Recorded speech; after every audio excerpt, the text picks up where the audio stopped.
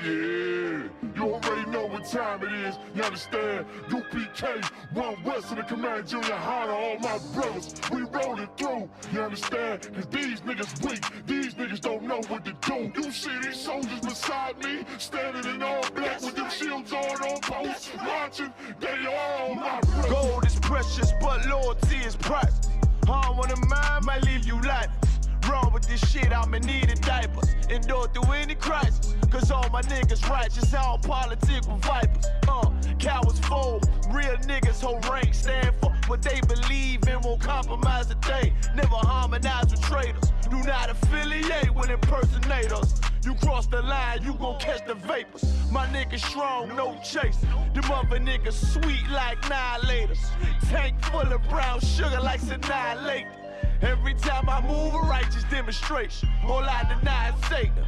My brother's glorious, true warriors. Delay my sword down, the death sentence can't stop till we notorious. Thrown in my way with a supreme audience. Proud ass nigga get exiled, no loitering around my brothers. Yeah, you already know what it is. 144 back again, UPK style, putting it down for my brothers. And I roll with straight soldiers. That's you right. See them niggas with them shields That's and right. the fatigues and them boots. They my brothers. We gon' rule it on the king, you understand? We gon' rule this bitch at all costs. Nigga, we gon' take these from them crackers. That's right. Burn them That's to death. right. Take That's them right. to the That's ground. right. And That's we gon' right. eat That's and right. drink. Me and all My my brain like the ladder house. You can't blend with my men, nigga. I can tell you fake from your treacherous mouth. Claiming God is all love, we don't believe that. Give a damn about your 2 cents. Fuck your feedback. I give it all for my brothers, they deserve it. No excuses for my niggas. They striving to be perfect. Sacrifice whatever form, they never owe me. You be cake, we click tight like Sweet Pea and Joey. Endure to the end, it's what a wise man told me. Liquor from the top shelf, but I spit it with the loaded. 144, nigga, everybody know me. All I ever wanted was revenge, fuck a road. Say you down for the cause, gotta show me. Stand tall and do not blush. Remain calm when the danger pop up. Flow deep like David Jones locker. More bars than Central Locker. No competition, only glory in the distance for my brothers.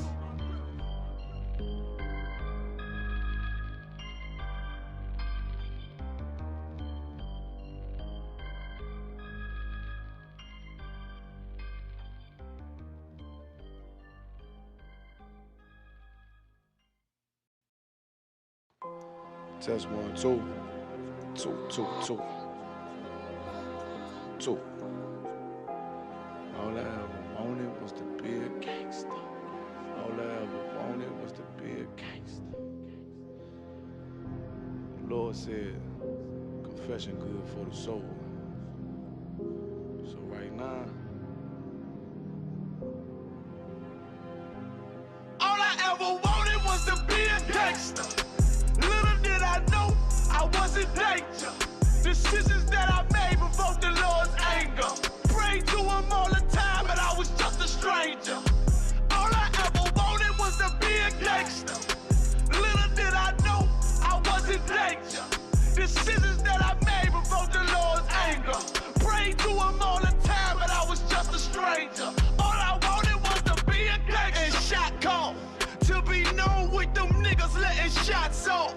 Either that or the right hand to the top dog. Funny how we see vanity, not the lives lost. Can't be focused on a life that's hopeless. Out there pumping, not knowing the Lord will kill you for that hocus pocus.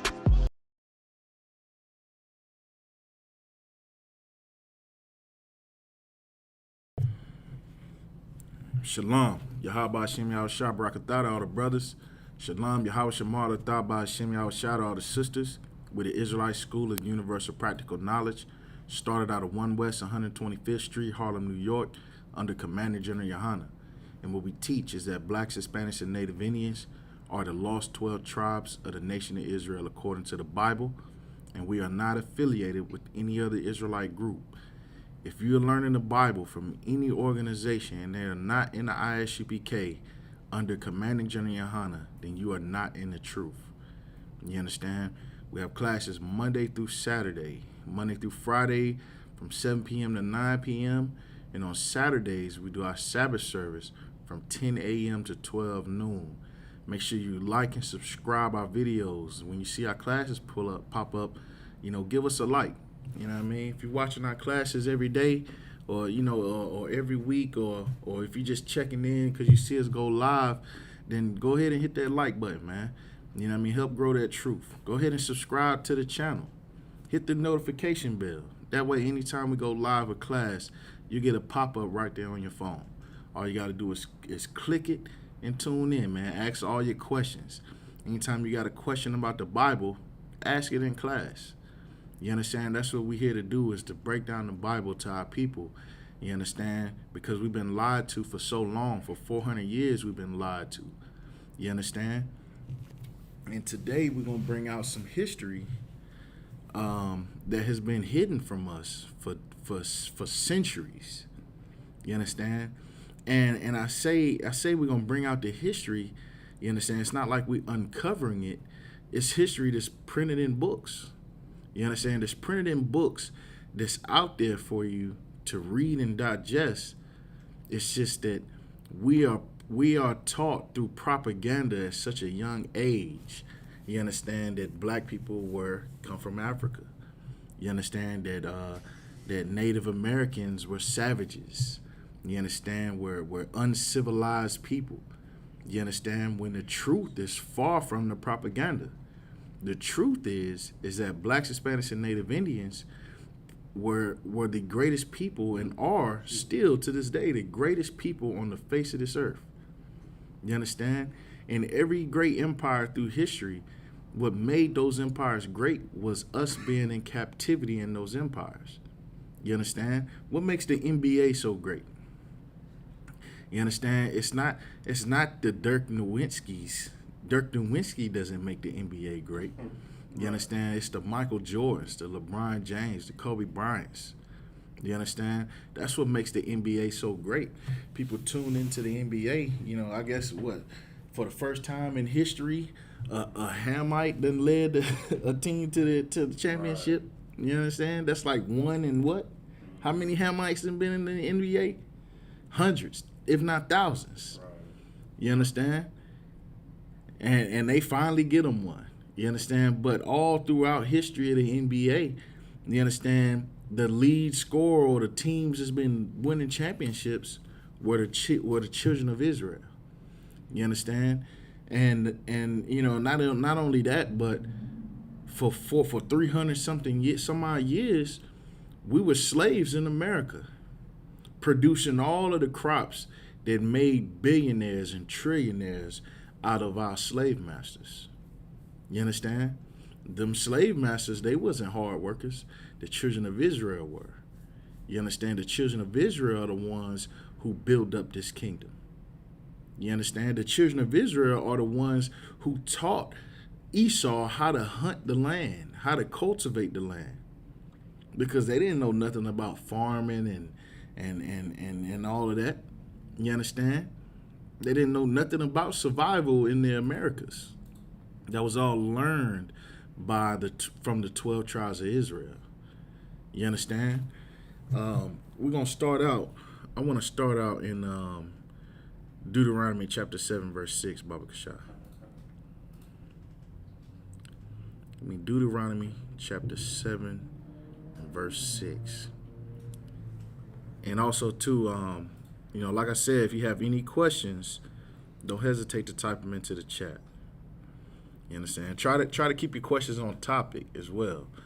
Today the topic is the North American Indians. So if you have a question on that topic, you understand, don't hesitate to ask your questions. All right, go ahead and read it when you got it up. This is the book of Deuteronomy, chapter 7, verse 6. For thou art an holy people. For thou art a what? A holy people. You understand? Blacks, Hispanics, and Native Indians, this scripture is directly talking to you. Right. This is the Most High. This is God. This is Yahweh. You understand? Speaking to blacks, Hispanics, and Native Indians. You understand? We live in this kingdom, and in this kingdom, we treated like we're niggers. We're colored. We're coon. We're slaves. We're savages. We're wetbacks. We're spics. You understand? We're all of those things. You understand? But according to God, according to Yahweh, according to the Most High, you are a special people. You understand? You are a special people. You understand? Read on. For thou art a holy people. Go ahead. Unto the Lord thy God. You understand? We are holy unto the Lord thy God. You understand? We are holy unto the Most High. You understand? Think about that. Let that weigh in for a second, man. You understand? We like to think that we are just criminals and thugs and drug dealers and gang members. You understand? So many blacks, Hispanics, and Native Indians. You understand? Like Mardaki, I'm sure you can relate to this. But many brothers barely make it past the age of 18. Right. You understand? Even coming up in high school, you understand? It's black men alive right now that can at least count on one hand, maybe two hands, how many friends did not make it to the age of 18. You understand? I got a list of friends that I'd lost before the age of 18. You understand? And it seemed like the closer I got to 18, that summer I turned 18, it seemed like I lost about 5 or 6 friends. Even I lost a cousin. You understand? So, you understand, we the society is built up in a way to make you feel so insignificant. You understand? To feel like there's nothing great for you aside from being a thug, being a criminal. You understand? Even when you try to go the right path and be a doctor and be a lawyer, even when you're going through college, they still find ways and put obstacles in your way to show you that you are just a slave in America. Right. You understand? Even in the NBA players making millions of dollars, buying $1 million mansions, like LeBron James. LeBron James bought a multi-million-dollar mansion. You understand? The greatest basketball player in the world, the most famous athlete in the history of sports. You understand? He ain't good enough to live amongst the rich East Edomites. You understand? They showed him when he moved in how insignificant he was, that he was still a slave. They painted the word nigger on the front of his house. Right. You understand? That's LeBron James. You understand? So, but if you listen to the ISUPK, and we break down these scriptures, we show you that you are not what our oppressor tells us that you are. We are not African American. You know what I'm saying? How can you be 2 continents, African and American? It's like saying I want my food hot, cold. You understand? You know what I mean? This ain't like a buffalo wing where you can get it sweet and spicy. You understand? We are not from Africa. We are not Africans. We don't have nothing in common with them people in Africa. Right.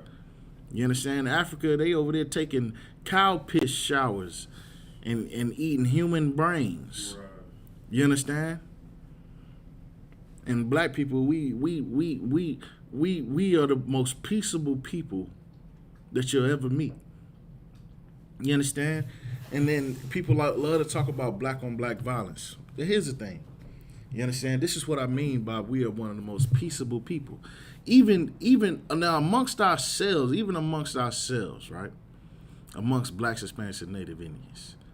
A lot of black on black violence is created. A lot of it is because of women.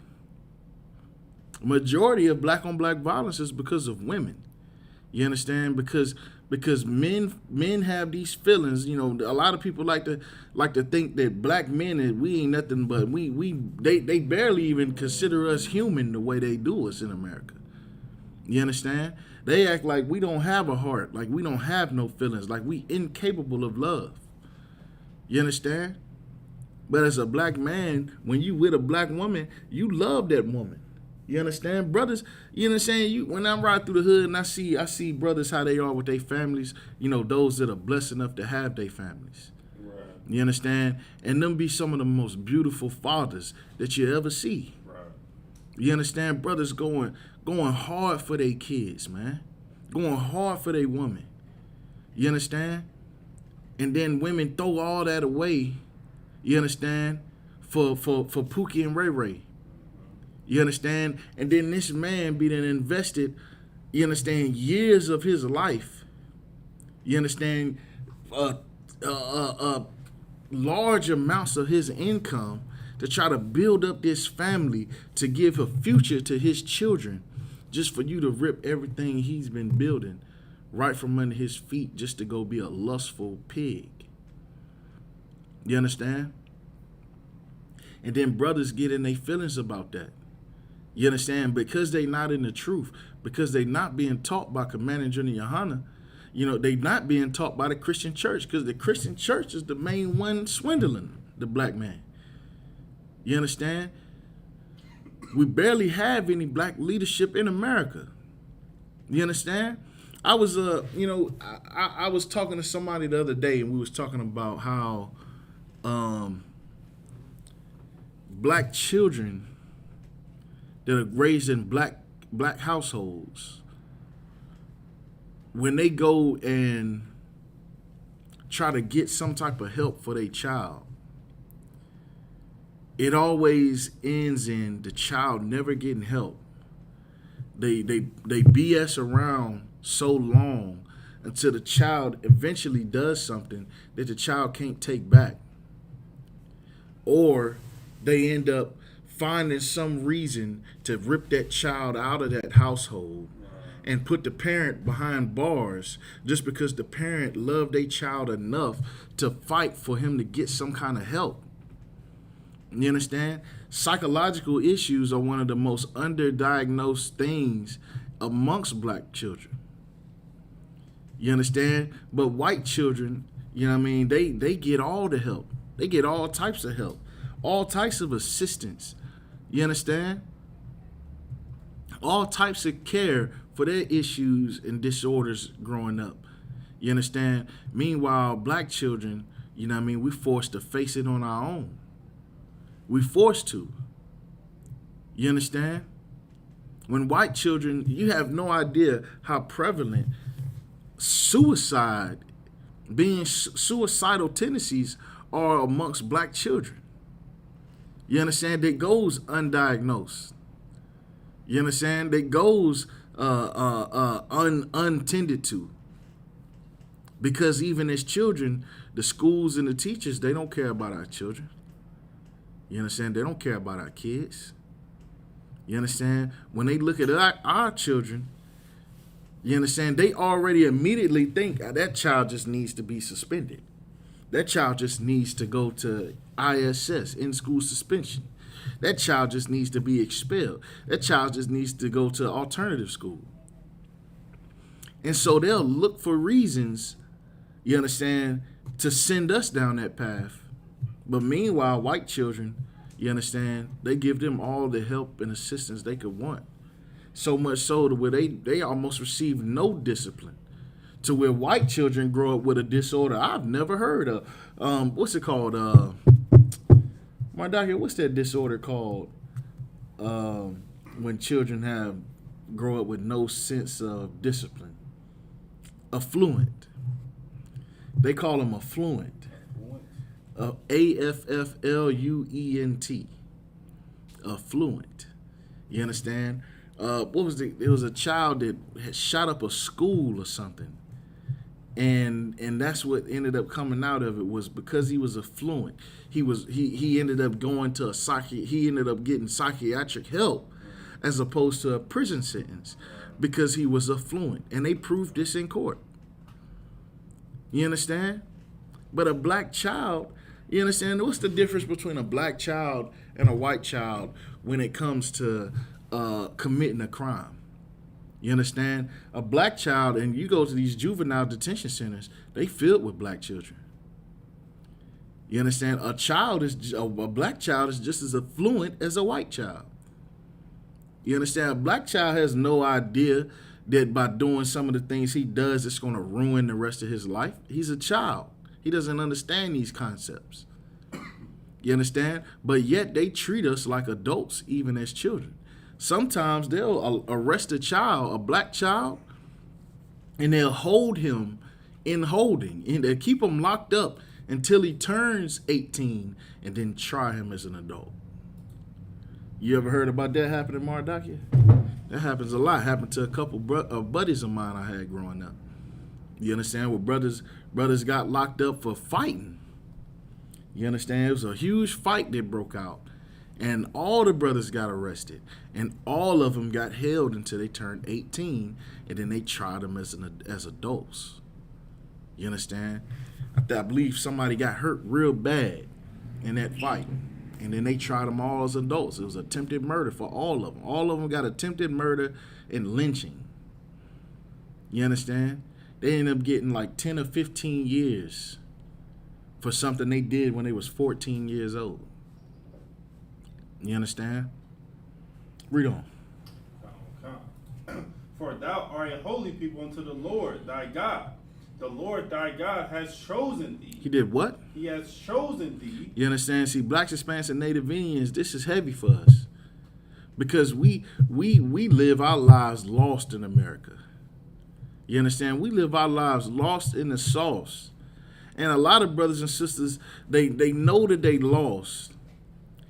And when they find something that gives them some type of clarity, they'll hold on to that for dear life, even when the truth is sitting right there in their face. You understand? Because they was lost for so long that they finally found something that kind of numbed that feeling of being lost, that they're afraid to let that go. They're afraid to let that go and be like, okay, well, yeah, I'm an Israelite, because now you're starting all the way over. You understand? What Christ, our King, said, that ye cannot enter into the kingdom of heaven lest ye first be born again. You understand? That old you, everything about you before the truth, has to die. You understand? Read on. Chosen thee to be a special people unto himself. Go ahead. Above all people that are upon the face of the earth. Read that again. Above all people that are upon the face of the earth. You understand? The Lord chose Blacks, Hispanics, and Native Indians not just to pick them and say that those are the children of Israel and that's it. You understand? There's a reason why he chose us. The reason why he chose us is to rule over every nation on the planet. You understand? It is prophesied that the children of Israel are going to rule over the entire earth. You understand? That's what the Lord chose us for. You understand? And think about it like this, right? When we look at America, just the history of America, can you imagine what America would be today in 2022 if it was ran by the Native Americans as opposed to Esau? Can you imagine that, Mardaki? You understand? It would be a beautiful and glorious world. Right. You understand? There would be no hungry children anywhere. You understand? There wouldn't be no child molestation. There wouldn't be no drug addiction. There wouldn't be none of that, man. There wouldn't be no oppression, wouldn't be no murder, no crime, no none of that. You understand? Read on. Well, Salaki, we're gonna drop that. You understand? So I'm gonna pull out some things for you. You understand? I want you to go to Genesis chapter 30, Bab Kasha.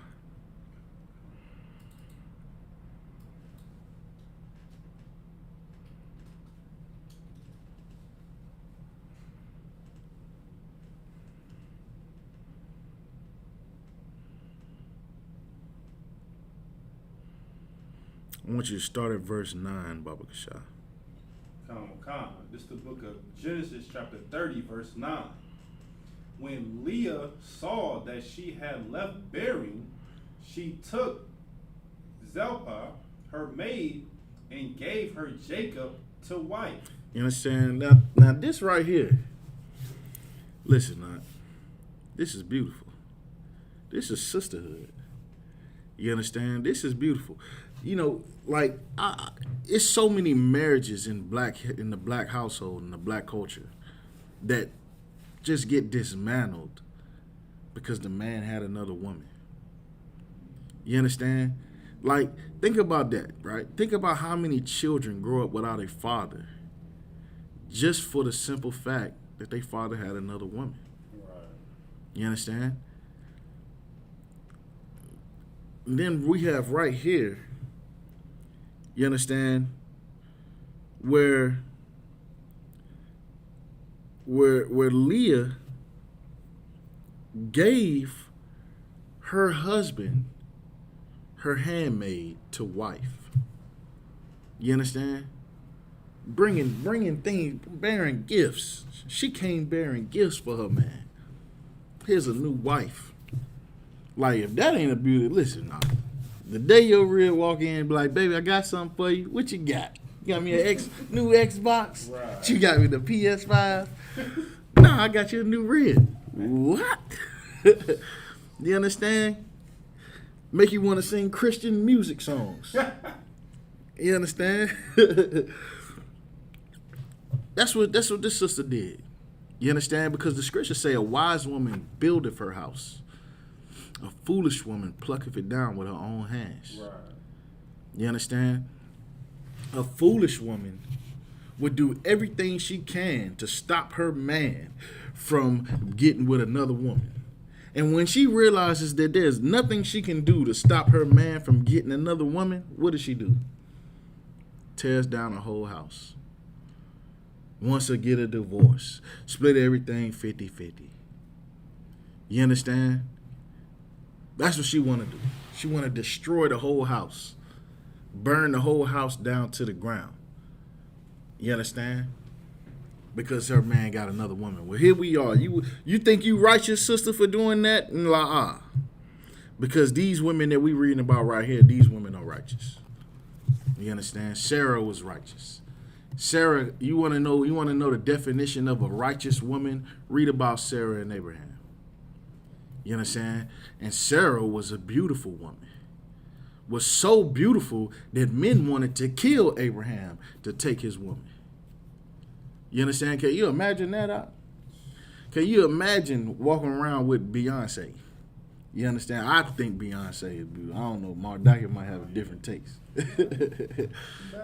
You understand? Walking around with Beyonce, Halle Berry. You understand? Brothers, these other nations wanted to kill Abraham for his woman. You understand? You got all these sisters, and think about it like this. Sisters get arrogant nowadays just because they post a picture on Instagram and get 1,000 likes. When Sarah had kings of other nations wanting to kill her husband to have her. You understand? Right. And she was not arrogant. She was humble, so humble to the point where she called Abraham Lord. Right. Abraham said, baby, can you fix me a glass of drink? You know what her answer was? Yes, my Lord. Right. Or kind unto one kind. You understand? That's what Sarah did. So a lot of sisters thinking they good wives, listen, read about Sarah and tell me if you compare. Read about Leah and tell me if you compare. If you ain't even close, then sister, get in class. You understand? Do your 90 days. We're going to do our best to get you there. You understand? Read on. Come. In verse 5, and Salaka. We at verse 10.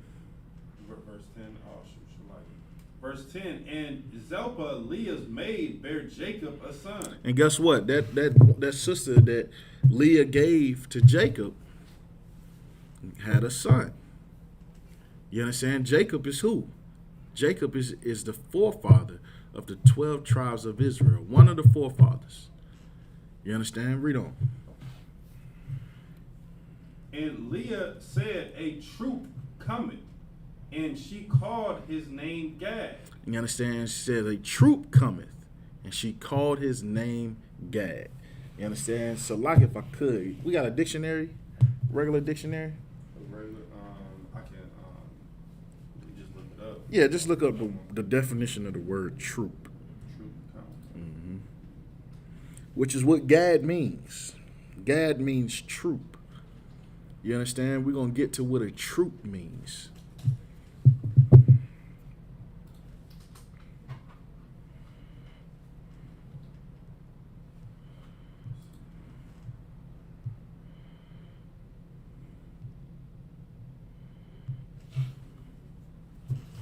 Merriam-Webster Dictionary, troop. It says a group of soldiers. A group of what? Of soldiers. Go ahead.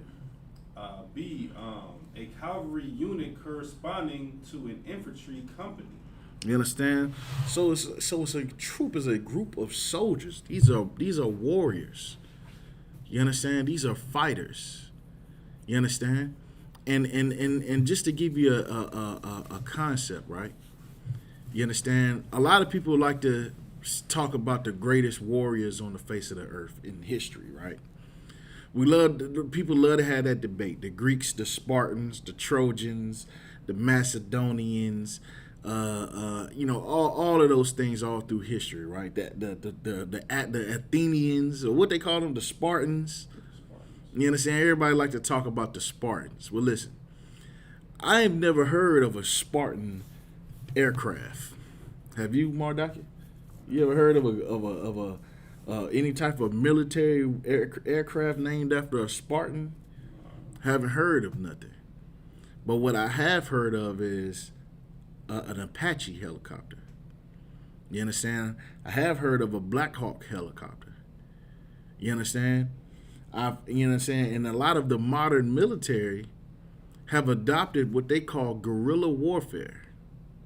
Guerrilla warfare was a tactic of battle that was learned from the North American Indian.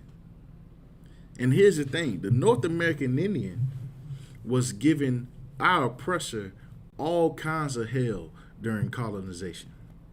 You understand? Was winning battles. You understand? Was a formidable foe to our oppressor, to Esau. You understand? Guess what? They didn't have Gatling guns and rifles. They had bow and arrows and hatchets and tomahawks and clubs. You understand? And the way they was able to dismantle U.S. troops was through guerrilla warfare. Because at the time, Esau used to walk in a straight line. You remember that, Mardaki? They used to walk in a straight line. I used to watch them movies, but like, ain't no way I'd have joined the army back then. Ain't no way. They gonna be like you to the front line. That mean I'm guaranteed to die. Right. I mean, I'm for sure gonna die. Because I would watch the movies and be like, why they don't just duck? Why they don't hide behind stuff? Why they don't take cover? They stand there, boom. They stand there. You know what I mean? They put the gunpowder in their gun and put the BB in the gun, and they stick the little stick down in there and get it right. Then they cock it, and then they, boom, take like a minute and a half to get another shot off. Right. And the whole time you sitting there waiting that minute and a half, it's 100 rifles going off across the field. You understand? And guess what? That's how people fought in battle back then. Well, Gad seen all that and was like, well, we're going to let them go ahead and come on in through here. And we're going to wait until they get good deep in them woods. And then we're going to jump out from the side and we're going to wipe them out. And that's what they used to do. You understand? They were brilliant military minds. You understand? Revolutionary to the point where they have aircrafts named after the different tribes. Comanche, Apache. You understand? They still got words like tomahawk, things like that. You understand? That's how much of an impression the North American Indians had on the U.S. cavalry. You understand? I want you to drop that, Baba Kashah.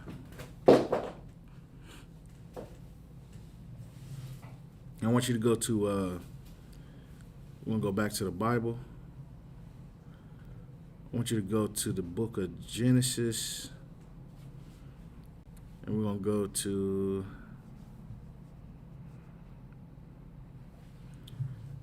chapter 49 and start at verse 1.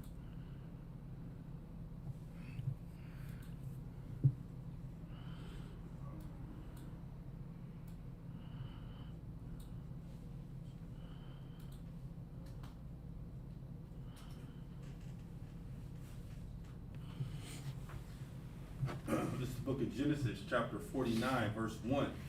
And Jacob called unto his sons and said, gather yourselves together, that I may tell you that which shall befall you in the last days. So Jacob is giving a prophecy unto his sons, the 12 tribes of Israel, or the forefathers of the 12 tribes of Israel. You understand? He's telling each one a prophecy. You understand? But we're not gonna go through all of them today. You understand? We're gonna get to just one. I want you to go to verse 19, Baba Kasha. It's the book of Genesis, chapter 49, verse 19.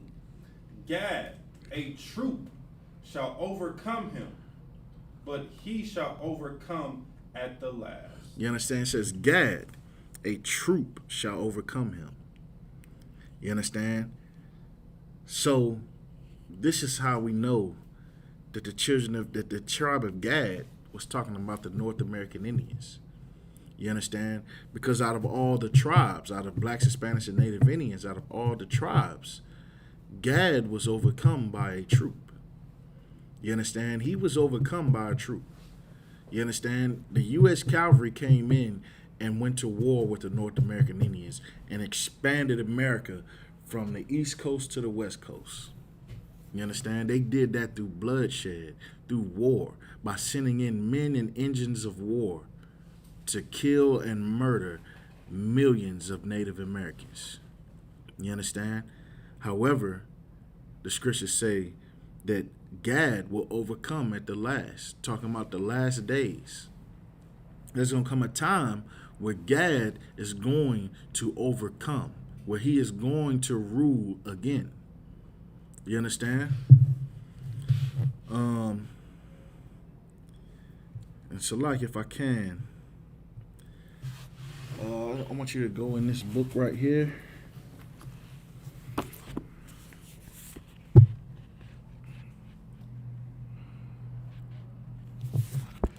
And we're going to get to something, right?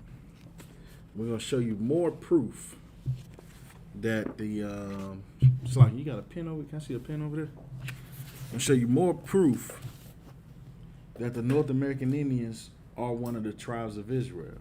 And how it was common, and it was known this. It wasn't like it was something that the Native Americans themselves didn't know.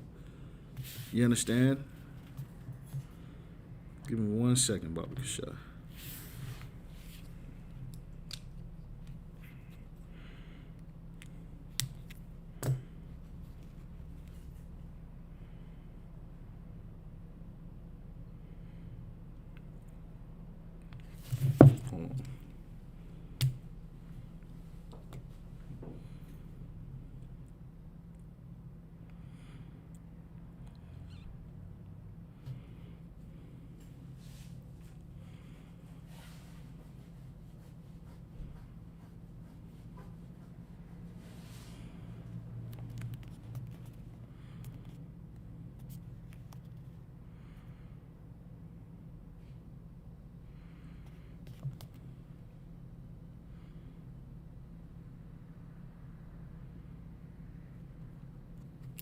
All right, I want you to read this right here.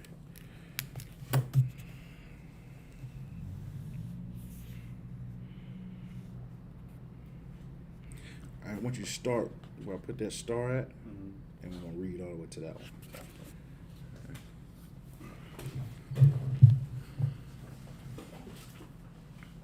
All right. And, go ahead, Doc. This is Lost Tribes in Promised Land, page 364. Waving a banner high in the air. And so, like, if I could, this book is called The Lost Tribes and Promised Lands. You understand? If you haven't heard of this book, it's a good book that you want to go on Amazon and pick up. At one point in time, let me look up and see what it is right now. Because at one point in time, and I'm sure brothers and sisters a little more seasoned in the truth can remember this, but there was a time where this book was almost $300. You understand? Hold on.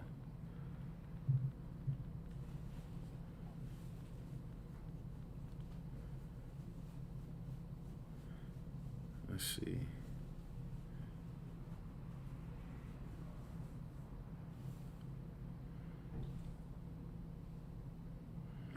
now they have it free in audio, in the audio books.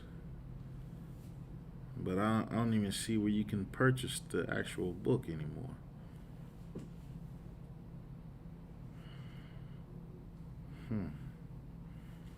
Hold on 1 second. Okay, here we go. Yeah, so you can buy the book now. You know, now they have it. They reprinted the book, and now you can get it for, you know, let's see, $25. I remember when I bought this particular one, it was $15, but I have another copy that it's the original copy, which I actually paid like $280 for. You understand? But this book is called Lost Tribes and Promised Lands. This book has a wealth of great information in regards to the North American Indians. You understand? It's written by a man named Ronald Sanders. You understand? He was an explorer that traveled amongst the Native Indian population, and he made several observations and witnessed things that he was able to write about that, you understand, that back up what we teach in the ISUPK. You understand? Go ahead and read it. Okay. Once again, this is the Lost Tribes and Promised Land, page 364.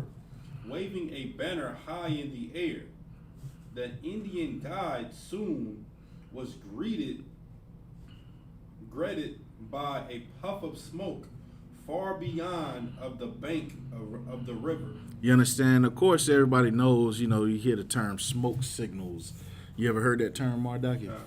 You understand? They talk about smoke signals. You understand? The Native Americans are known for sending smoke signals. You understand? And people try to say that the Native Indians were savages. How can a savage come up with such a beautiful concept of passing information miles away? You understand? So this right here is talking about the smoke signals. You understand? That they were that the other tribe was sending to the people coming across the river. Read on. Okay. In response to a signal, the two men waited. Eventually, a canal appeared, bearing 3 men and a woman, all of them Indians, to the place where Francisco and Montezinos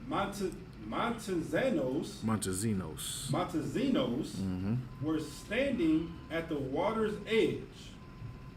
The woman got off and spoke to Francisco in an Indian tongue that Montezinos could not understand. You understand? Now, the reason why he couldn't understand it is because, you know, the Native American tribes, they all spoke different languages. Different tribes spoke different languages. You understand? Read on. Although he could perceive that he was being identified in the conversation, she then turned to her male companion to explain the situation. Upon hearing her words, they rose, went over to Montezinos, and to his utter astonishment, she said, Shebe Yisrael, Adonaiah, Allahanu, Adonaiah Ahad. Hear, O Israel, the Lord our God, the Lord is one. They had recited it in Hebrew, the fundamental creed of Judaism. You understand? So what they said was Shema Yasha'Allah Yahweh Alahayanawa Yahweh Akkad. You understand? That's what they ended up saying to each other. And they said it in the Hebrew language. Salaki.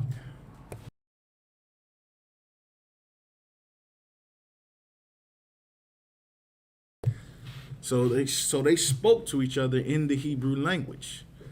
You understand? Because see, I mentioned it a few classes back, where amongst the North American Indians, each one of the tribes, they all spoke different languages. You understand? The Cherokee spoke different language than the Creek.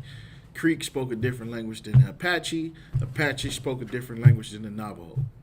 You understand? They all had their own languages, own written and verbal languages.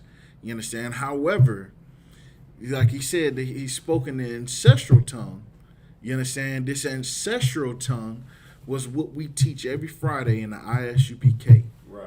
The Lashawan Kwadash, or the Holy Tongue, or Ancient Hebrew.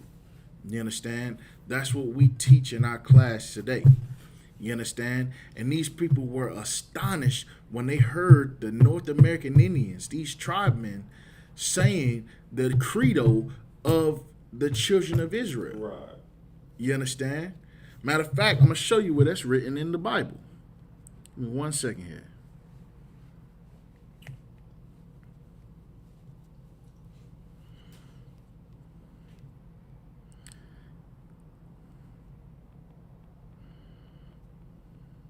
Give me Deuteronomy chapter 6, verse 4.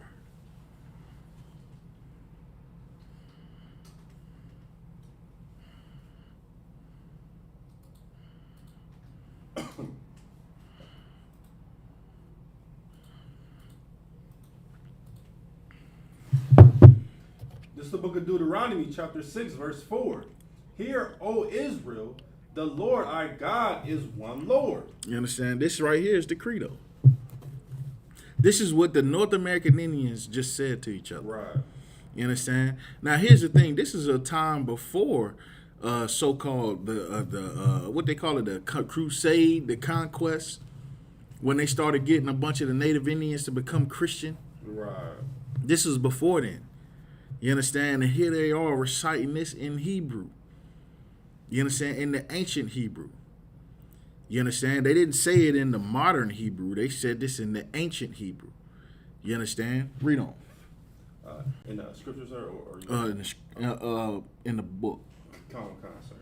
A brief conversation then assured in their common ancestral tongue, according to Montesinos. Read that part again. A brief conversation that ensued in their common ancestral tongue, according to Montesinos. So it said. So what he's saying, he basically, confirming what I just said, that the ancient Hebrew was their common ancestral tongue. You understand? And then they went and had a full-on conversation in their ancestral tongue.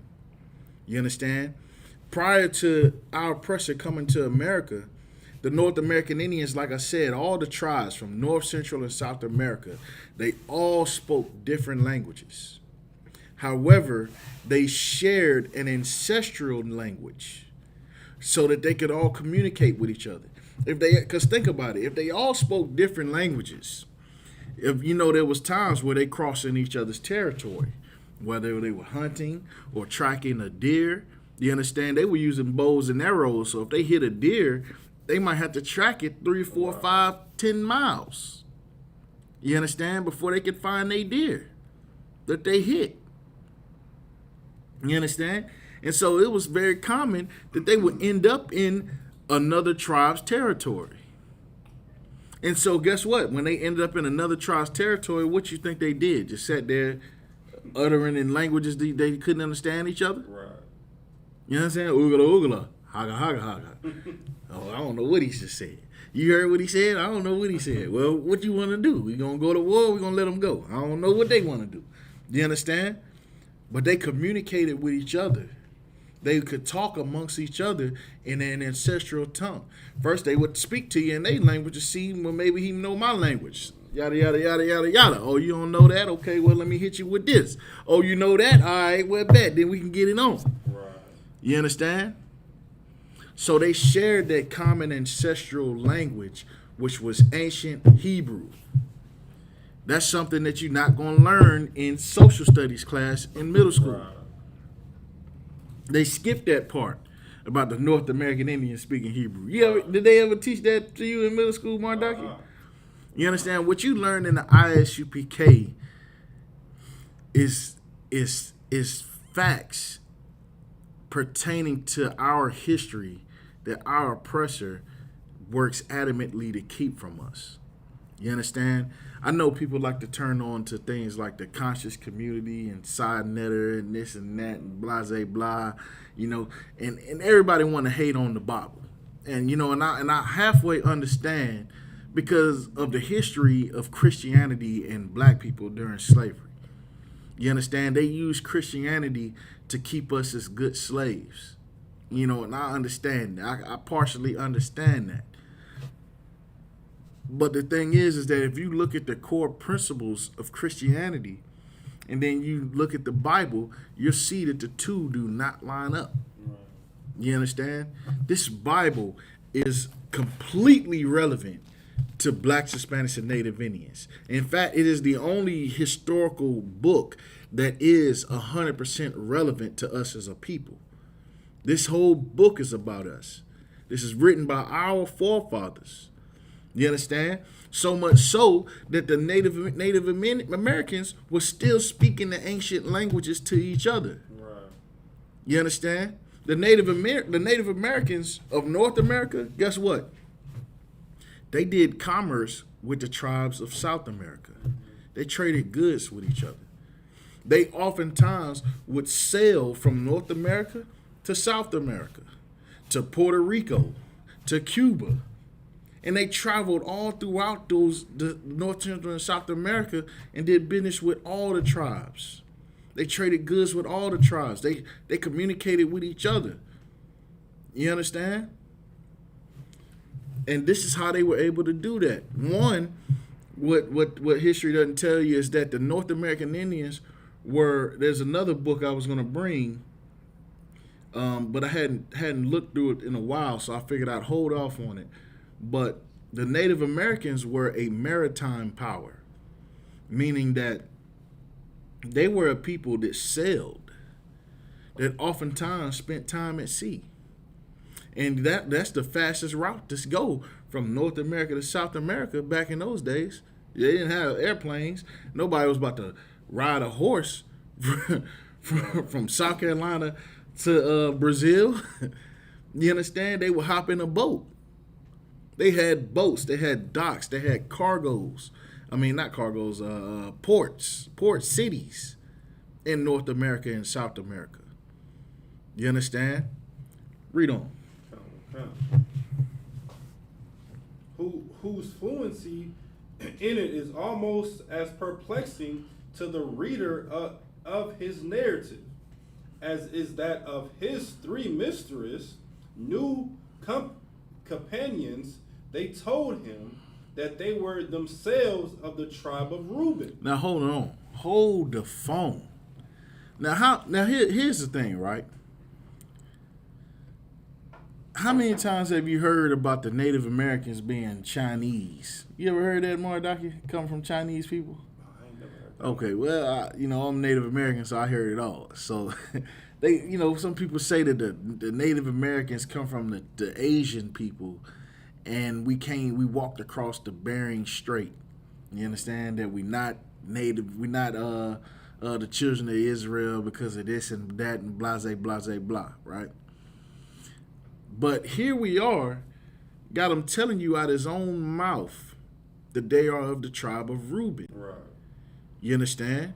Read on. Themselves of the tribe of Reuben, and that the tribe of Joseph lived on the island nearby. The tribe of Joseph, talking about the tribe of Ephraim. You understand? Read that part again about the tribe of Joseph. Come.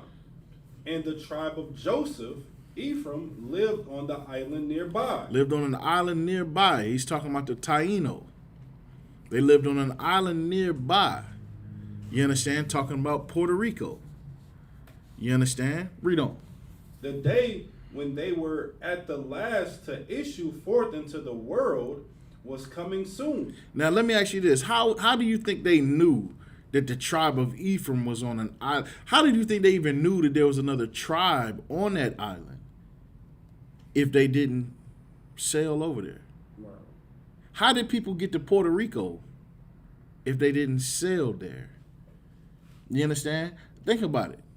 Use your brain for just a second. If you try to say the Native Americans came over here, they walked on the Bering Strait, how did they get to Puerto Rico? How'd they get to Cuba? How'd they get to Jamaica and Haiti? How'd they get there? You understand? Would they walked across the Bermuda Triangle? You understand? That's an ocean last time I checked. You understand? Read on. Come. The day when they were at the last to issue forth into the world was coming soon. They explained, but in the meantime, they could not allow visitors to cross over to them. They were willing to make an exception in the near future, however, on account of their need for education. For though they spoke Hebrew. They spoke what? They spoke Hebrew. Go ahead. They could not write or read it. You understand? Which was a common thing. You understand? It wasn't a language that was modern, that was spoke at those times. It was an ancestral language, meaning that that was a language that their forefathers spoke, but they had their own languages and customs and cultures at that time. So you know, it's a common thing. It's kind of like to give you an example. How can I put this?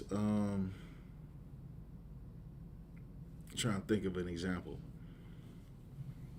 Chinese people, when they come to America and their parents are Chinese and the kids are Chinese, right?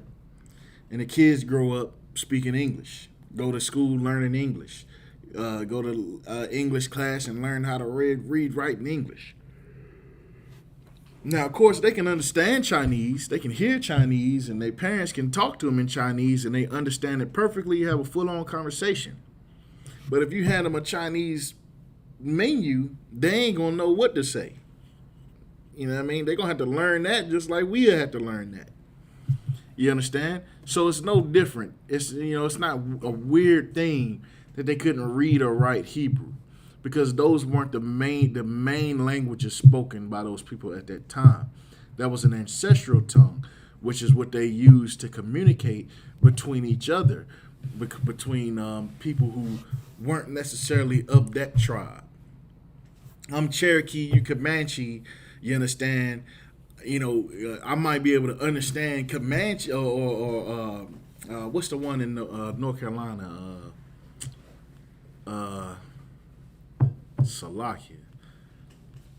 I can't think of the tribal name. The tribe in well, imagine, you know, you have two tribes that might live close to each other. They interact with each other a lot. You know, they may understand each other's languages. But if you got like the Cherokee and say the Navajo, you know what I mean? They live thousands of miles apart from each other. They may not understand each other's languages. So they will revert to their ancestral tongue, which everybody understood. You understand? Read on. So like, Good. is it what is this? Catawba? Catawba. Who said that? No, I just looked up the Oh yeah, tribes Catawba. in, Yeah, the Catawba in North Indian. Carolina. Yeah, so the Cherokee and the Catawba, they live right in the same land areas. You know, the Cherokee and the Catawba lived amongst like North Carolina, South Carolina, Georgia, so like Alabama, Tennessee, Virginia, and things like that. So like it. Go ahead. So they got all so they have tribes for like you know dating back for like each state. Mm-hmm. Would that be accurate? It depends. Where's it written at? No. I'm just looking on what's this right here? Mm-hmm.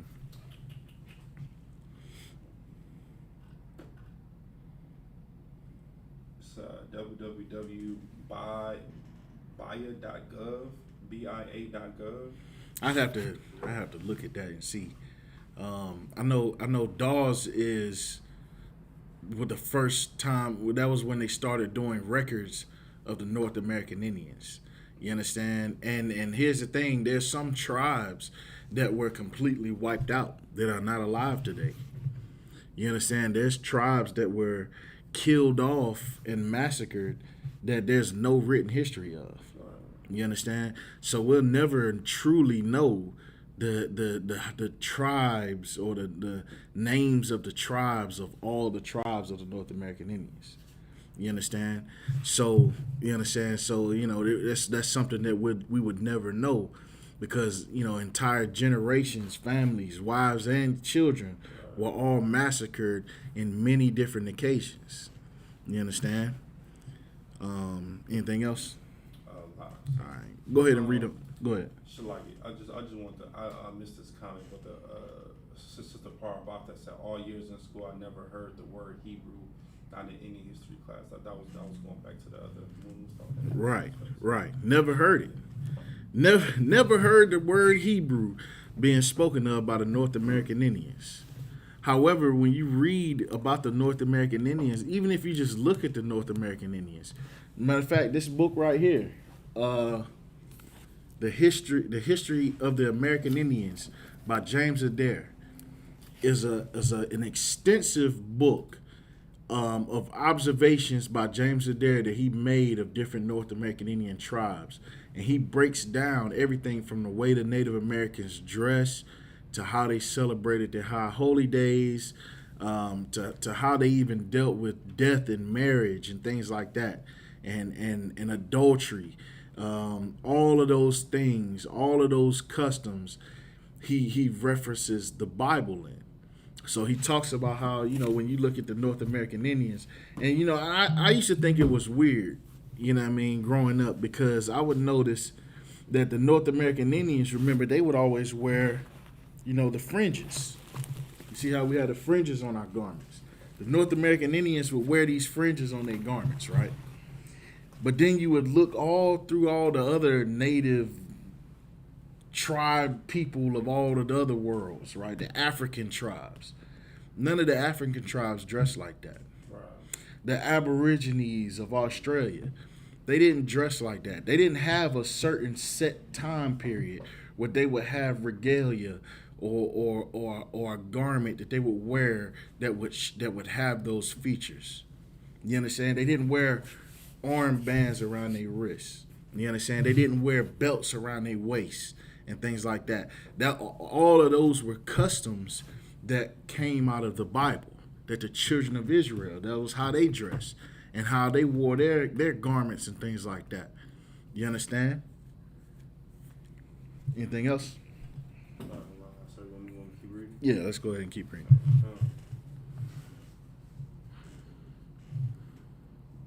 They were willing to make an exception in the near time, however, on account of their need for education. For though they spoke Hebrew, they could not read or write it. Would Montesinos send them 12 bearded men to be their teachers? He said he would. The 4 strangers returned to their canoe, paddled back across the river, and disappeared from view. Francisco told Montesinos all he knew about these people from his own traditions. His ancestors, to their internal shame, had indeed made war on them and persecuted them. Only the sorcerers of his tribe had perceived that they were a special people. Now, they use the word sorcerers. Now, of course, the tribes, the Native Indians were not sorcerers. You understand? They didn't have, they weren't like Merlin and Harry Potter and Doctor Strange. You understand? When they use the term sorcerers, what they were talking about is like what a lot of tribes called seers or prophets. You understand? They had priests. They had high priests even amongst the tribes. And those priests, oftentimes those priests with many of the tribes followed the same traditions that were found in the Bible. You understand? The same way you see in the ISUPK when brothers hold the Sabbath service, or when brothers come together and establish the feast day.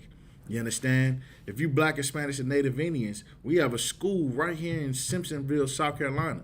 When we have our feast days, this is where we have the feast. Pull up and eat some food with the brothers. You understand? It's a commandment from the Lord. You understand? We quick to go to Easter Sunday and with Hester the molester as the pastor and let him give out candy to the little kids on Easter Sunday, but yet you don't want to come to the Passover, you understand, and break bread with the brothers. You understand? And serve the Most High. You understand? But the Native Indians used to do those things. They used to celebrate the Passover, the Feast of First Fruits, the Feast of Tabernacles. You understand? That's where the whole custom of the teepees came from, was from the Feast of Tabernacles. Many people don't know, but a lot of the Native Indian tribes, the Native Indians, they didn't sleep in tents and teepees and things like that. That's not how they lived and got down. They had houses and homes. Right. You understand? They had houses. You understand? And they had a custom every year where they would celebrate the Feast of Tabernacles, and they would sleep in those teepees. Now, you had some tribes that were forced to be nomadic tribes. They didn't have a land of their own because they was fleeing persecution from the white man. So they were known to live in teepees. And that's where that custom became so common. You understand? That's no different than today. Than, you know, how you have some people who live in trailers and I mean, you got people that live in tents today. You understand? Here in South Carolina, I see it all the time. You know what I'm saying? You'll see, when you see them devils be walking around with that big backpack on, guess what? They go on by their day trying to hustle up whatever couple dollars they can get, scrounge them up some good food for the day, and then they sneak off in the woods somewhere, open up their tent, or they might even set up a camp. You understand? They come out them woods during the day and try to scrounge up some change, couple of dollars to get some food together. You know what I mean? And then they would go off in their tent and they would live. You understand? They're almost like a nomadic people. Well, guess what? The North American Indians, when you got Edomites with guns and machine guns, and you know what I mean, you a smaller tribe, barely even got 20 men, you understand? And you got 100 men trying to go to war, you become nomadic. You understand? To preserve the lives of the people in your tribe. So a lot of those nomadic tribes lived in teepees and things like that because they were traveling from place to place. A teepee is something you can put up real quick and take down real quick. Right. You understand? That's not a permanent home.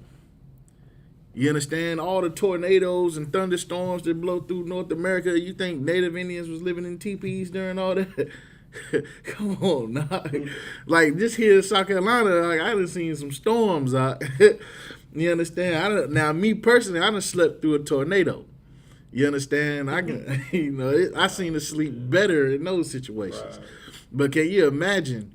You understand? You living in a teepee, and all of a sudden, tornado season hit. Right. You understand? That ain't going down, huh?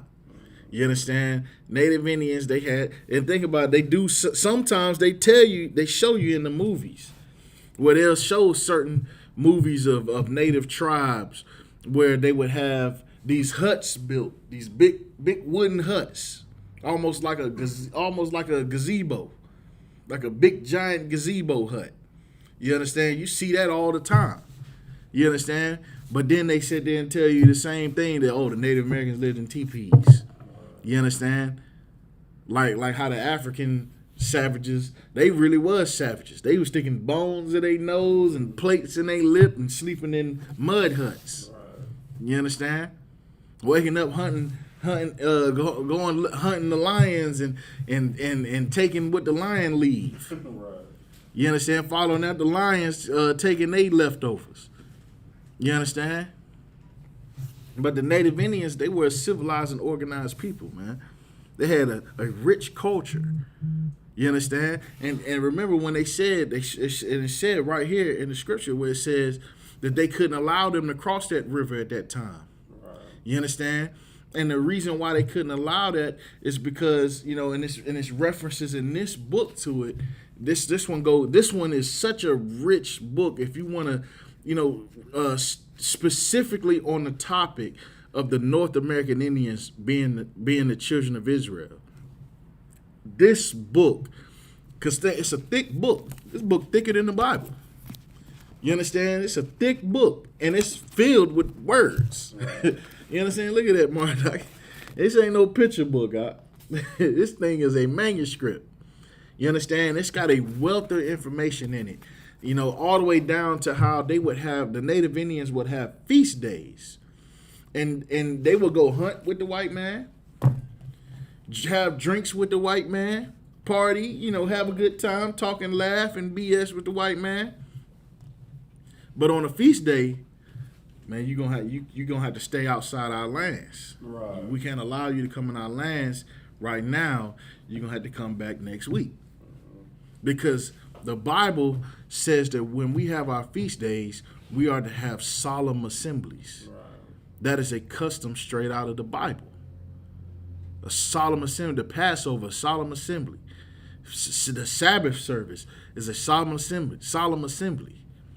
Even our classes are solemn assemblies. Right. You understand? This is a custom straight out of the Bible. You understand? But yet your Christian pastor, he knows nothing about a solemn assembly because that's how Dylan Roof was able to sneak up in the church and shoot everybody. Right. Because them people have no idea about how to lead blacks, Hispanics, and Native Indians. And this is why it's so important for everyone to come into the UPK. It's because our black leaders are going to fail. They are going to fail. How do we know for a fact that we're going to fail? We're reminded of it every day. Because all of our leaders want to join the other nations. You understand? That Christian pastor at that AME church in Charleston. You understand? He did not understand the concept of a solemn assembly. Right. That church was not a safe haven for black people. It can't be a safe haven for black people if you allow white people in there. Mm-hmm. It cannot be. What's that Israelite group, that group GOCC? That group GOCC, they had a picture one time, or a video one time of they Passover, had Edomites at the Passover. You understand? The Passover is a solemn assembly. How can that be a safe haven for black people if the white man is welcome? You understand? Because guess what? When you allow your enemy to come in, your enemy is going to prove to you that he is your enemy. The Bible says to never trust thine enemy. Right. You understand? And guess what? Dylan Storm Roof was our enemy. And guess what? That's how you know that them pastors don't read the Bible. Because if they read the Bible and understood the Bible, they would have known that the white man is not our friend. He's our enemy.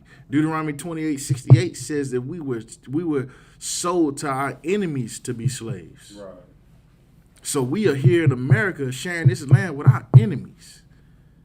You understand? Not our friends. And when they let Dylan Roof in that church and they shot that church up down there in Charleston, they let our enemy right into their sanctuary, into their safe haven. And guess what? That safe haven was no longer safe after that. You understand? That's a valuable lesson that we need to learn about the Christian church. The Lord wants blacks and Hispanics to be separate from the white man. Not to join with them. You understand? Us joining with them. And another thing this book goes into is, and I'm gonna have to do I'm gonna have to do a lecture on this. But in this book here, James Adair was a salesman. And the correct term is a trader. And what he did was he traded goods. Mm-hmm. So what his product of trade was ivory, and he would trade ivory to the Native Indians in exchange for deer skin. And what they later did, and he had a license to do that. The state of South Carolina gave him the license to trade goods with the North American Indians.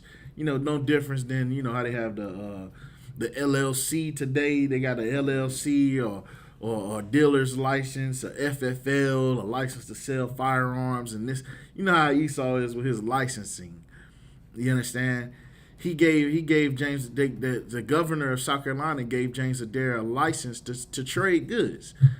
And when he started to navigate amongst the North American Indians, he started to notice similarities between them and the children of Israel.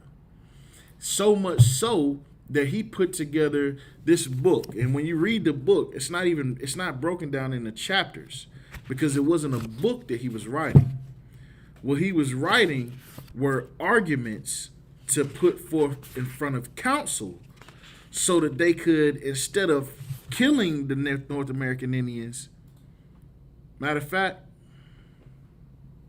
I want you to read this right here, Baba Kasha. I want you to hold that. We're going to read this right here, just this.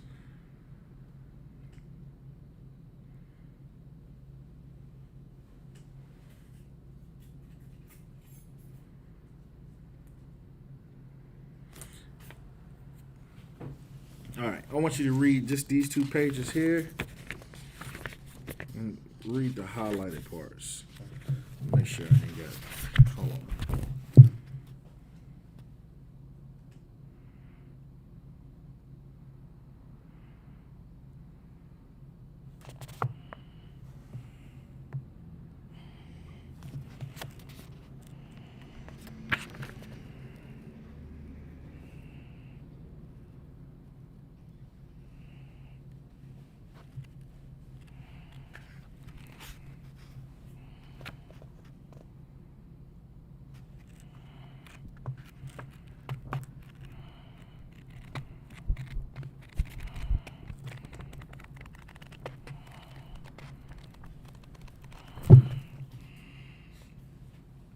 There's just so much information in this book. All right, we're just gonna start at that first couple pages right here, right? All right, so this right here is to give you an idea of the purpose of all of this. We're going to read this page, and this page, just the highlighted parts.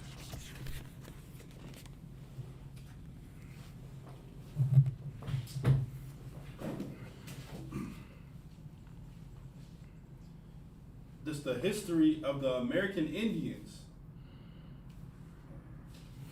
By James Adair. By James Adair. Central to the goal was a carefully formulated thesis consisting of 23 arguments proposing to prove that the Indians of America were of Hebrew descent. So that was James Adair's whole mission. He was trying to prove this to the government, that the Native Indians were of Hebrew descent. You understand? He was actually proposing this before council. Right. Not council, is that what they call it? Congress. He was proposing this before Congress. You understand? Now, I'm not sure if I got this part highlighted, but when he started pushing this before Congress, you know what Congress ended up doing, Mardaki? This is how you know the white man is the devil the Bible speak of. Right. You understand? What they started doing was, when he started proposing these arguments before Congress, Congress revoked his license. He could no longer trade goods anymore with the North American Indians. And what they then did was, on his same areas that he was licensed to trade in, they gave that authority, they gave that over to someone else who, instead of dealing ivory to the Native Indians, sold them rum. So that the Native American Indians later began to trade for the rum, drink the rum, and then over and over till eventually they had nothing to trade for the rum. And instead of them saying, "Oh, you ain't got no funds," you ain't got no fun. Our oppressor said, we'll just put it on your tab. We'll just run you a tab. And then after a while, when they let them run up this tab, they came back and said, well, it's time, we've been letting y'all get that rum for the last 6 months now. We need some work from you. We need to pay off that debt. And of course, now they drunk and destroyed. They've been alcoholics for the past 6 months. You understand? They don't have nothing to trade. Now you calling in on the debt, and we messed up. You understand? So what they did was, I said, I tell you what, and this is all in that book. I said, I tell you what, we gonna give you these guns, right? And there's this tribe over here, this Native American tribe. They've been giving us problems. They don't want to trade with us. They don't want to talk to us. They don't want to do they don't want to deal with us at all, and it's really slowing things down. We trying to really expand everything. Why don't y'all go over there and help us get rid of them, and we'll call it even, and you can keep the guns. So that sparked a lot of the tribal wars amongst the North American Indians. You understand? But read on. Come. Indeed, an amazing similarity between their rights and customs. Today, historians, ethno-non-historians, and anthropologists regard Ador's history of the American Indians as one of the most valuable primary accounts of the southeastern Indians. It has been, as the first reviewer promised, a source of information, entertainment, and solid instruction about the southeastern Indians for over 2 centuries. You understand? That's heavy. You understand? So people are basically, bigging up this book. You understand? Letting you know that this right here is valuable information.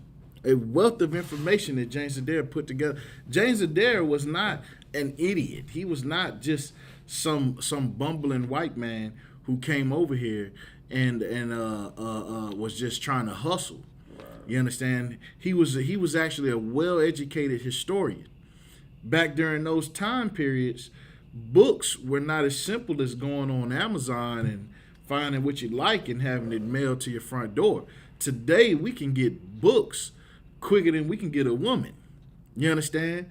But but during this time period, books were made by hand. They were leather bound and pressed up and printed by hand. They barely had a printing press.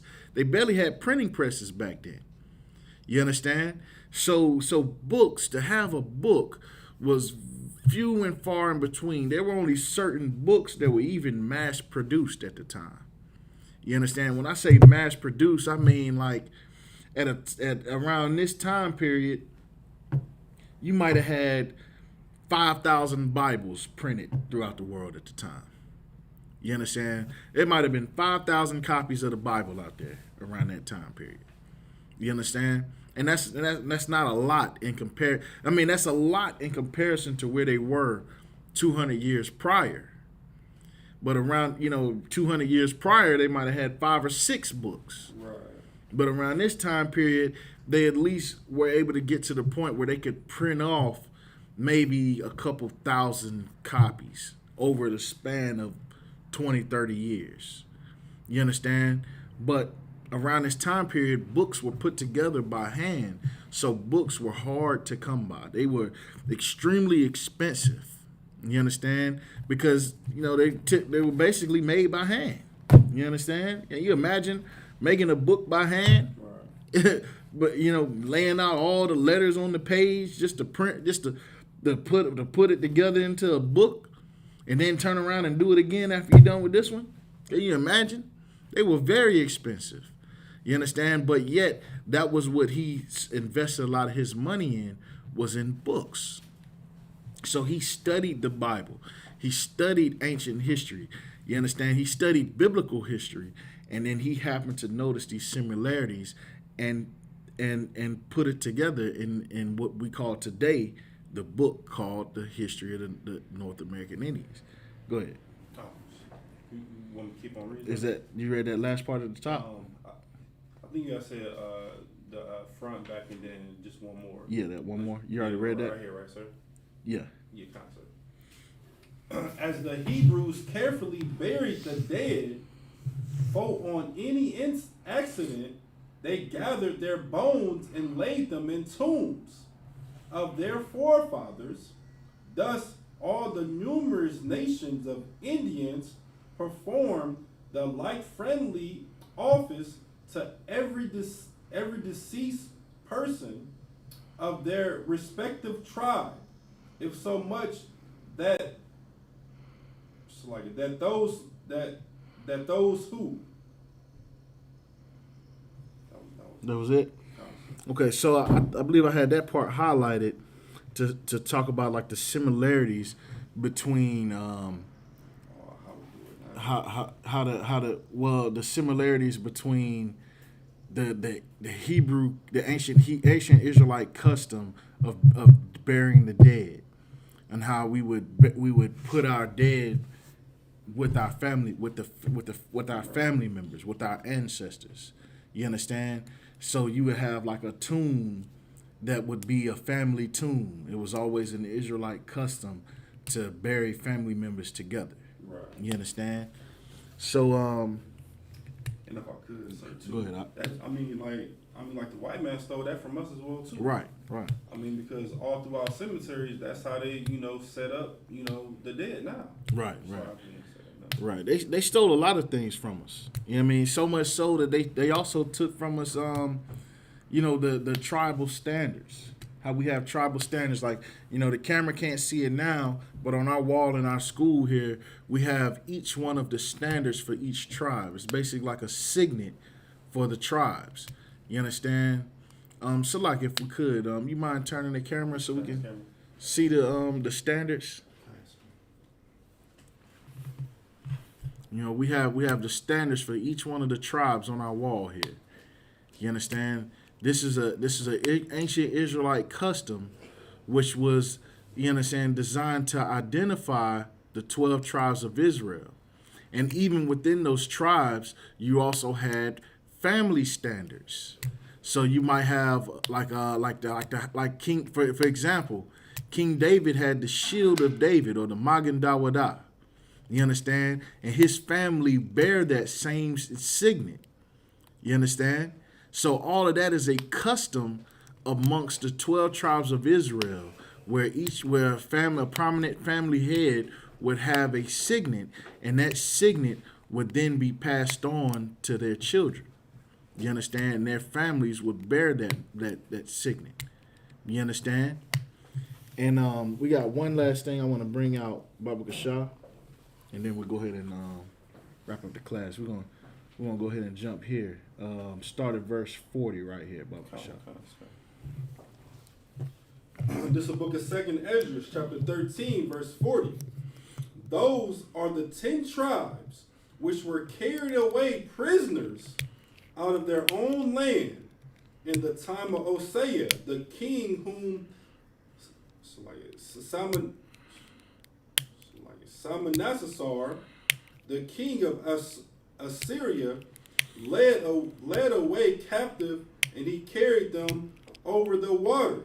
You understand? So what this is talking about is of course, in the book of 2 Kings, the nation of Israel split into two kingdoms, the northern kingdom and the southern kingdom. The southern kingdom, Salakia, go ahead. Yeah, so the southern kingdom was Judah, Benjamin, and Levi. And the northern kingdom would have been Naphtali, Gad, Reuben, Asher, Issachar, Manasseh, Ephraim, Zebulun, Simeon. You understand? And those would make up the 10 northern tribes. Read on. Oh, Salakia, and they split into two kingdoms. And what it's talking about is, after they split, the northern kingdom ended up going into captivity under the Assyrians. So it was the Assyrians. Assyrians. Go ahead. Read on. King of Assyria led away captive and he carried them over the waters. Talking about the Euphrates. Carried them over the Euphrates. Go ahead. And so came they into another land. 41. But they took this counsel among themselves that they will leave the multitude of the heathen. So they would leave the multitude of the heathen. Now keep in mind, at this point in time in history, all of the nations of the earth lived around the Middle East, in and around the Middle East. You understand? They all lived in and around the Middle East. When I say in and around, I'm talking about like Northern Africa, Eastern Europe, Western Asia and Asia and things like that. That's where all the nations of the earth lived around that time period. Read on. Come. So they said they would leave the multitude of the heathen. You understand? Read on. And go forth unto a further country. Go forth into a further country. You understand? A further country. Where, go ahead, read on. Where never mankind dwelt. Where never mankind dwelt. They would go to a further country where mankind never dwelt at. You want to talk about how America discovered, Christopher Columbus discovered America. Listen, now, how you discover something that somebody else living? Right. You understand? That's like, man, like Mardoc here. I see Mardoc here got a cheeseburger right there. You understand? It's clearly Mardoc. He walked in here with the burger. You understand? But then I discovered that cheeseburger. You understand? It's mine now. I get the credit. I discovered the cheeseburger that Mardoc brought into the school. You understand? So you want to talk about the people who discovered America? You looking at it. Right. Read on. Come. Verse 42. That they might there keep their statutes, which they never kept in their own land. You understand? So their whole goal was to separate from all the nations and go somewhere to be by themselves so that they can keep the customs which they did not keep when they were in Israel. Right. Which is why they went into slavery. You understand? Read on. Come. And they entered into Euphrates. So they entered into the Euphrates. You understand? If you look at a map, you'll see the Euphrates comes right out of the Middle East. Right. Go ahead. But it's on the western side of Israel. So it's on the western part. Is western? Yeah, west. No, eastern. Salakia. On the eastern part. Go ahead. By the narrow passage of the river. By the narrow passage of the river. Go ahead. Verse 44. For the Most High then showed signs for them and held still the flood. So he kept the water steady for them. You understand? Because they was about to go on a long trip. Go ahead. Till they were passed over. Go ahead. Verse 45. For through the country there was a great way to go, namely of a year and a half. So it says for through that country. Now that's, it doesn't mean for through it, like they're not sailing through a country. You understand? Keep that in mind. They're not going through the Euphrates and then through another country. When it says through, what it's talking about is from beginning to end, from the beginning of the journey to the end of the journey. It would take them a year and a half to get there, because the way that they went into the Euphrates River. They sailed out of the Euphrates into what they call today, I believe it's the Indian Ocean, and then they sailed all the way down the Pacific coast of Africa. Came down the Pacific coast of Africa, came down back past South Africa, and slingshotted across the Atlantic Ocean, and then they landed in South America. You understand? Read on. Come. Of a year and a half, in the same region is called Asir, so like Arsarath. So that same land is called Arsareth, or another land. You understand? So this land, Arshareth, is what you call North, Central, and South America, or what the Native American tribes call Great Turtle Island. You understand? This is the land that that mankind had never dwelt in. And they sailed over here. They sailed through the Euphrates River, and it took them a year and a half. Now, if you do the math, it took Christopher Columbus 5.5 months, we'll say 6 months, to go from Spain to Puerto Rico. You understand?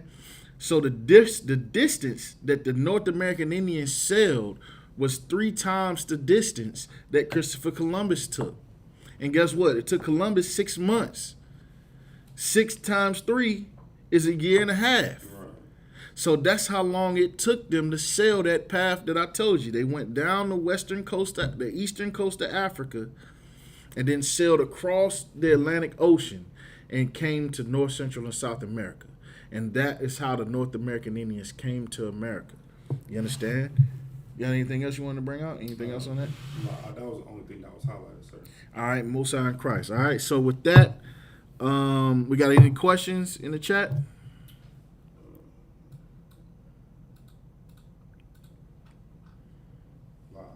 All right. So with that, my next class I teach, I'm gonna go a little more into this topic because there's a lot of other information that I did not get to bring out. But you know, it's just a whole lot of information. It's a whole lot. You know, hopefully we'll have time to get through it, but we're gonna get through it. And with that, we're gonna pass the class over to Priest and Officer Mardoc.